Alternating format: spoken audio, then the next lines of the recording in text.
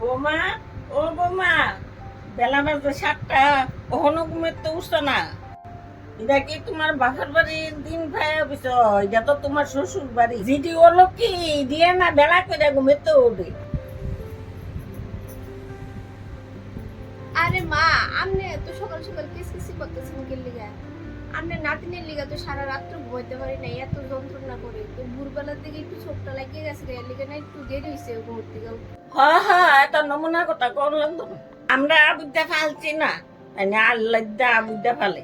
আমরা 6-7টা আবুদ্দা ফালছি, আবার সকাল 4টার সময় উঠতে গেছি।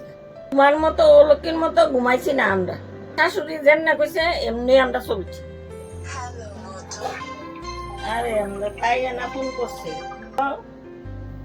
হ্যালো, কিলো এত সকাল সকাল ফোন করছো কে রে? ও আচ্ছা, তুই 9টার সময় ঘুমাইতে উঠছোর দিকে তোর শাশুড়ির মাথা গরম হয়ে গেছে গা। আবিদাটা যে রাত্রেবেলা ঘুমাইতেও দেয় না, বেডি শোয়ে দেয় না।